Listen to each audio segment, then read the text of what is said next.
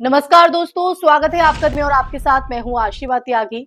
दोस्तों सोचिए जरा, एक ऐसा व्यक्ति जो ना तो सांसद है, न मंत्री है, न किसी संवैधानिक पद पर आसीन, फिर भी फिर भी उसे छत्तीसगढ़ शासन का शासकीय विमान उपलब्ध कराया जाता है।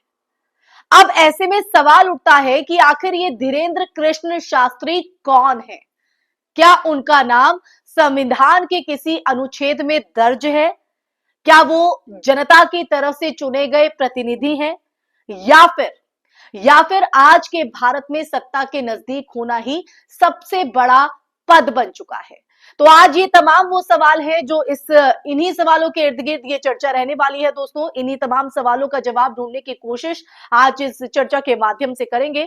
दरअसल छत्तीसगढ़ शासन के शासकीय विमान से एक निजी धार्मिक कथावाचक को सुविधा देना कोई साधारण घटना नहीं है। ये सीधा सीधा सरकारी संसाधनों के दुरुपयोग और संवैधानिक मर्यादाओं के उल्लंघन का सवाल है। इसलिए दोस्तों इस पर चर्चा करना जरूरी हो जाता है। शासकीय विमान करदाताओं के पैसे से चलता है, उन नागरिकों के पैसे से दोस्तों जिनमें हर धर्म, हर विचार और हर वर्ग के लोग शामिल हैं। अब ऐसे में सवाल यह है कि किस नियम के तहत यह विमान दिया गया? क्या कोई लिखित आदेश है?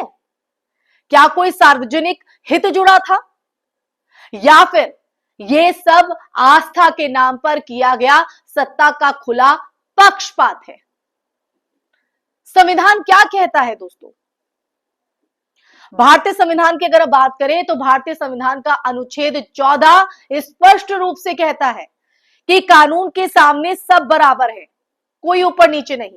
अगर एक कथावाचक को सरकारी विमान मिल सकता है तो फिर किसी लेखक को, किसी सामाजिक कार्यकर्ता को, किसी आदिवासी नेता को, इसके अलावा किसी दलित की अगर हम बात करें तो दलित आंदोलनकारी हो, या फिर किसी स्वतंत्र पत्रकार को, क्या ऐसे विमान दिया जाएगा?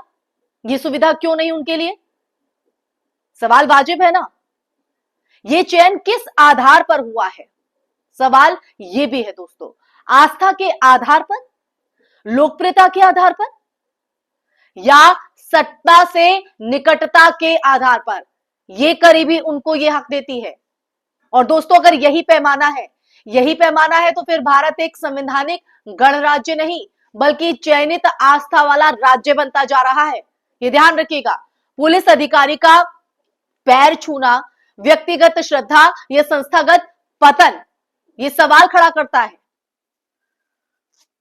इस पूरे घटनाक्रम का देखिए सबसे चिंताजनक जो पहलू है या सबसे चिंताजनक दृश्य आप कह लीजिए वो ये है कि जब एक वर्दीधारी पुलिस अधिकारी सार्वजनिक रूप से धीरेन्द्र शास्त्री के पैर छूता है। ये कोई निजी व्यक्ति नहीं है, ये राज्य की वर्दी है, जिम्मेदारी है आपके कंधों पर। क्या संदेश जाता है? पुलिस बल की निष्ठा किसी बाबा, मौलाना, पादरी या गुरु के प्रति नहीं बल्कि संविधान के प्रति होती है। इसलिए कुछ डेकोरम होता है, कुछ नियम होते हैं। वर्दी में झुकना सिर्फ व्यक्तिगत आस्था नहीं दर्शाता। जी हाँ दोस्तों, सिर्फ ये नहीं दर्शाता, ये राज्य की निष्पक्षता को झुकाता हुआ दिखता है। ये संदेश देता है कि सत्ता के संरक्षण में कुछ लोग कानून से ऊपर हैं। और आज सवाल ये नहीं है कि श्रद्धा सही है या गलत, सवाल ये है कि क्या शासन और प्रशासन आस्था के आगे नतमस्तक हो चुका है? डबल स्टैंडर्ड का आईना आप जरा कल्पना कीजिए दोस्तों। और यही जो डबल स्टैंडर्ड है ना, यही मजबूर करता है चर्चा को। अगर कांग्रेस की किसी सरकार ने किसी मौलाना को शासकीय विमान दिया होता तो क्या होता? ये सवाल इसलिए क्योंकि क्या वही मीडिया चुप रहती?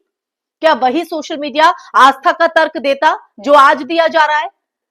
अगर किसी मुस्लिम पुलिस अधिकारी ने वर्दी में किसी मौलाना से हाथ मिलाया होता, सम्मान दिखाया हो जाता जो उनके तरीका होता है, तो क्या उसे संवैधानिक आचरण कहा जाता? नहीं। उसे तुरंत कट्टरपंथ और तुष्टीकरण और न जाने राष्ट्र विरोध का टैग क्या क्या दे दिया जाता है कि नहीं?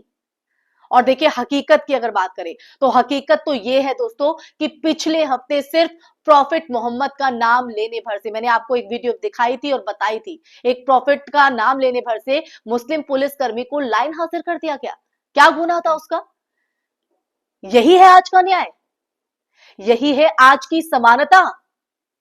यही असमानता मजबूर करती है दोस्तों इन मुद्दों पर बात करने के लिए। मुद्दा धर्म नहीं होता है, सत्ता या वीडियो या सवाल किसी एक धर्म के खिलाफ नहीं है, ये सवाल है राज्य की निष्पक्षता पर। जी हां, निष्पक्षता, संवैधानिक मूल्यों और सरकारी संसाधनों के न्याय संगत उपयोग का। हम किसी धर्म को नहीं टारगेट कर रहे हैं। जब राज्य किसी एक धार्मिक चेहरे को विशेष सुविधा देता है तो वो बाकी नागरिकों को यह संदेश देता है कि सब बराबर नहीं है। लेकिन कानून की नजर में, संविधान की नजर में सब बराबर है। कुछ ज्यादा कहीं ना कहीं, लेकिन इस तरह की जो तस्वीर है वो ये दिखाती है कि कुछ लोग ज्यादा इंपॉर्टेंट है। और यही जो अंतर है ना, ये कई सवाल खड़े करता है और कहीं ना कहीं समाज में खाई बनाने का भी काम करता है। इसलिए दोस्तों हमें वक्त रहते जागना होगा, इस सच्चाई को समझना होगा। हो सकता है कि आपका नजरिया कुछ और हो, आप किसी और एंगल से इसको देखें, लेकिन इसका एक पहलू ये भी है जो भयावह है, डरावना है। तो इसलिए दोस्तों आज की इस चर्चा के निष्कर्ष पर हम आते हैं। आज सवाल धीरेन्द्र शास्त्री का नहीं, सवाल यह है कि क्या भारत संविधान से चलेगा या सिफारिश से? क्या सरकारी विमान जनता के लिए है या सत्ता के पसंदीदा चेहरों के लिए? और देखिए इस बीच अगर हम बात करें तो सबसे अहम, क्या वर्दी अब कानून का प्रतीक है या किसी विशेष आस्था का, जो इस तस्वीर में दिखाई दे रहा है।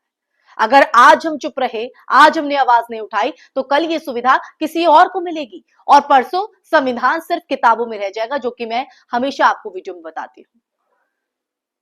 क्या आप चाहते हैं संविधान किताबों में सिमट कर रह जाए? यही सवाल है, यही बहस है और यही लोकतंत्र की आखिरी कसौटी है दोस्तों। और इस वीडियो का, इस चर्चा का कहीं ना कहीं यही एक मोटो है, सच आपको पहुंचाना, सच आपको दिखाना, ताकि आप फैसला कर सके संविधान के हित में, अपने हित में, आने वाली पीढ़ी के हित में, देश हित में। इसी के साथ दोस्तों इस चर्चा में फिलहाल के लिए बस इतना ही। ये चर्चा आपको कैसी लगी कमेंट बॉक्स में कमेंट करके जरूर बताइएगा। साथ ही इस वीडियो को ज्यादा से ज्यादा शेयर कीजिएगा, हमारे चैनल सब्सक्राइब कीजिएगा। फिर हाजिर होंगी ऐसे ही सच का संवाद लेकर, तब तक के लिए अपना ख्याल रखिए। जय हिंद, जय भारत, नमस्कार।